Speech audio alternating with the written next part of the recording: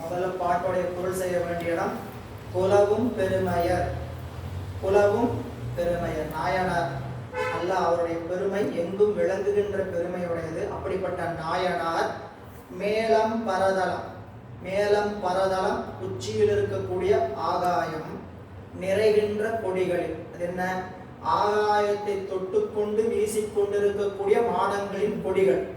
இந்த கொடிகள் என்ன பண்ணிச்சுங்களா, விரிவெம் கதிர் நுழைவு அரிதாகும் கோலம் பெருகிய திருவீதியை. இந்த கொடிகள் எவ்வளவு பறந்திருக்குன்னு ஒரு கற்பனை பண்ணுங்க. என்ன சொல்றார், வானத்திலிருந்து வருகின்ற சூரியனுடைய ஒளிய கொடிகள் மறைத்து அந்த கொடிகள் வழியாக உள்ளே வருவது அரிதுங்கிற அளவுக்கு கொடிகள் பறக்கலாம். வானத்திலிருந்து வருகின்ற ஒளி சூரிய ஒளிய மறைக்கின்ற அளவுக்கு மாடங்கள் அப்படின்னு அவ்வளவு அழகிய மாடங்கள் நிறைந்த திருவீதி.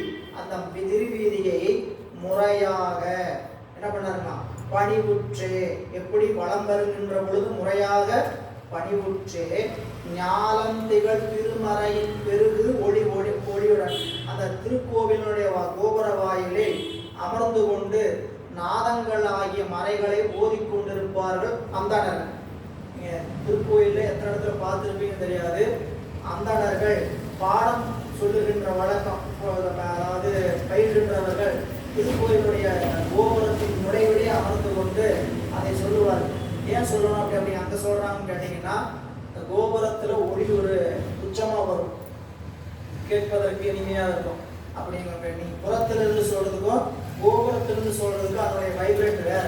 அதனால அந்த கோபுரத்தினுடைய உள்ளே பெருகு ஒளியுடன் நலமார் முனிவர்கள் துதியோடும், நலமிகுந்த முனிவர்களாகிய தில்லைவாழ் அந்தர்களோடு துதியோடும் ஓலம் பெருகிய ஏழ்நிலை கோபுரம் மெய்யுற தொழுது உள்புக்கார்.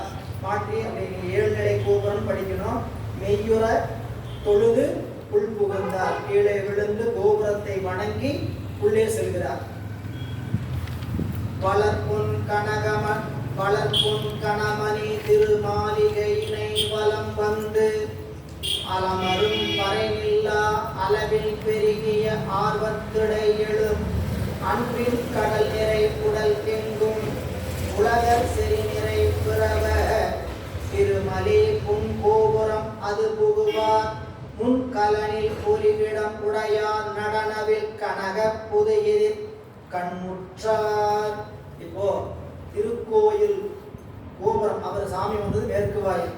மேற்கு வாயிலிருந்து உள்ளே வருகின்ற பொழுது பொன் வளர் கணமணி திருமாளிகையினை வலம் வந்து, என்ன உள்ளே இருக்கக்கூடிய வீதி, புறத்தில் இருக்கக்கூடியது புறவீதி, இது உள்ளே இருக்கக்கூடிய பிரகாரம்.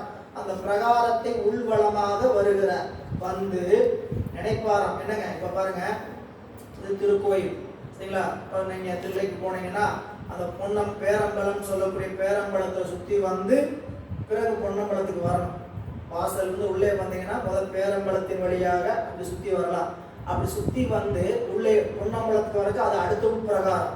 இப்போ இந்த வெளியே இருக்கக்கூடிய பிரகாரமாகிய பேரம்பலத்தை சுற்றும் பொழுது நாயனாருக்கு, நம்ம அப்பர் சுவாமிகளுக்கு உள்ளம் அப்படியே அலமருகிறதா. அப்படின்னா அலமரும் என்பது சோர்ந்து, அப்படி அந்த ஆர்வத்தின் காரணமாக சோர்ந்து நிற்கிறார்.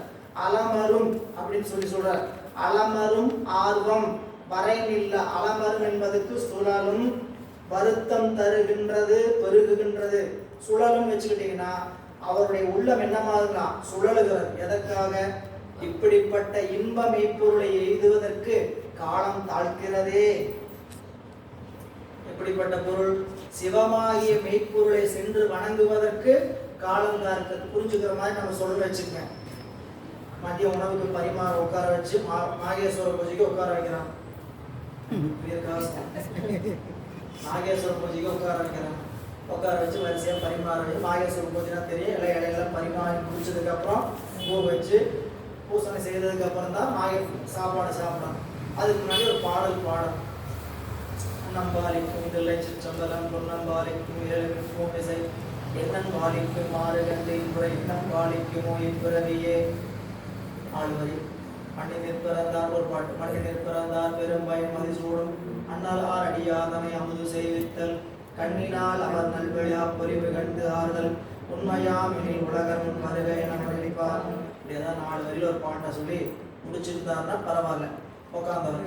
சரிங்களா? அவரு கொள்ளையிருந்தவே சொல்லி அல்லல் அறுத்தானந்தம் நோக்கியதே எல்லை வருவா நெறியிலிக்கும் வாத ஊர் என்போம் திருவாசகம் என்னும் தேர் நமச்சிவாய வாழ்க நாதன் தாழ் வாழ்க அப்படின்னு சிவபுராணத்தை சொல்ல ஆரம்பிக்கிறான்னு வச்சுங்க. என்ன நினைப்போம்? சாப்பாடு நல்ல உணவெடுக்கிற நேரத்துல இவரிட சிவபுராணத்தை சொல்லிட்டு இருக்கிறாரு. சரிங்களா? முன்னாடி பரிமாறி வேற வச்சுக்காங்க, என்னன்னு மெனு வேற முன்னாடி கண்ணு முன்னாடியே தெரியுது. சரிங்களா? அப்படியே சாப்பிட்றதுக்கு அப்ப என்ன ஆகுன்னு கேட்டீங்கன்னா, அப்படியே சாப்பாடு சாப்பிட்றதுக்கு நேரமாகுது. அப்படியே நீங்க இறைவனுடைய சிவானந்தமாகிய பொருளை எய்துவதற்கு காலம் தாழ்க்கிறது அப்படிங்கிற வருத்தம் யாருக்கு வரும்? திருக்கோயில் போய் திருக்கோயில் திறக்காம காத்திருக்கிறவங்களுக்கும் திருக்கோயிலை சுற்றி வந்து வழிபாடு நடந்து பார்க்க முடியாதவர்களுக்கு தான் இந்த பெருமானை எய்துவதற்கு காலம் தாழ்ந்து போகிறது என்ற வருத்தம் அவங்களுக்கு தான் உணர்ச்சிகள்.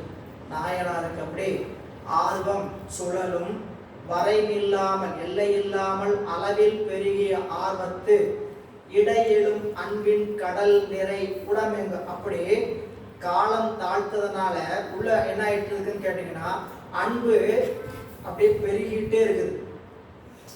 ஓ நேராச்சு நேராச்சு ஏன்னா எப்போ எப்போ எப்போ திறப்பாங்க எப்போ திறப்பாங்க எப்போ திறப்பாங்க. இது உள்ளுக்குள்ள என்ன ஆகலாம்? கடல் தண்ணீர் தேங்குகிறத போல, அணையில வந்து தண்ணீர் தேங்குற மாதிரி. அதான் சொல்றார், ஆர்வத்திடை எழும் அன்பின் கடல் நிறை உடலெங்கும். கடல் நிறைந்திருப்பதை போல நாயனாருடைய திருமேனில் அன்பு நிறைந்திருந்தது.